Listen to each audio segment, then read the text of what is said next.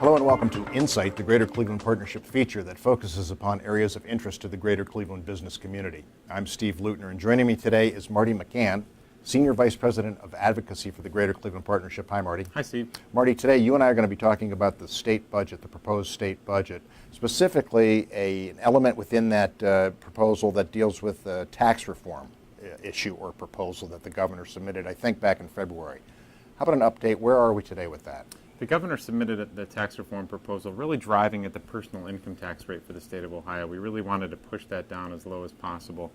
In doing so, he had to find new revenue in other areas and in other taxes, specifically in the commercial activities tax, which was set for under the proposal for an increase of 23%, the expansion of sales tax to a number of services and a state sales tax increase, cigarette tax increase, oil and gas tax increase.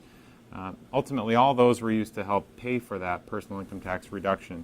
The governor proposed that, as you noted, in February, and in the last several weeks and months, the Ohio House has been debating that proposal and ultimately removed most components of that tax reform plan before they passed their bill late last week. Now, the Greater Cleveland Partnership joined with some other chambers of commerce and submitted their own suggestions and recommendations to the governor, including specifically targeting the proposed commercial activity tax increase and the expansion of the sales tax that would included more businesses in Ohio. Those are the two issues that the chambers kind of zeroed in on. Is that right? Yeah, the Greater Cleveland Partnership worked with our Ohio Metro Chambers Coalition, a group of chambers from the 8 major metros from across the state and the Ohio Chamber, to commission a study by EY to really look at the proposal as it was originally structured and really determine and really highlight some concerns with that. So, we viewed the competitiveness issue through the lens of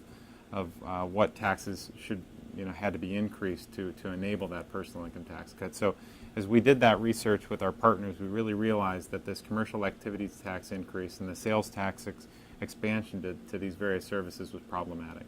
So the governor submits his budget proposal.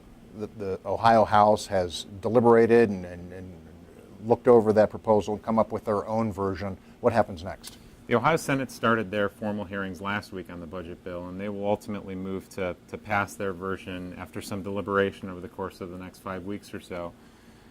They'll pass their version of the bill. The House, the Ohio House, the Ohio Senate, and the governor's versions will all be reconciled through what is referred to as a conference committee for the last several weeks over the course of June, till ultimately that must be finalized and the governor must sign the budget bill by June 30th. And this covers what period of time? Covers fiscal year 2016 and 2017 that starts July 1. So everything must be done and in place by the end of June. And as always, the Greater Cleveland Partnership will be in Columbus watching this very closely, how it impacts or affects their more than 10,000 members. Yes, we will. Thanks, Marty. Thanks, Steve. And thanks for watching another edition of Insight. In the weeks and months to come, we'll be examining more issues of interest to the Greater Cleveland business community.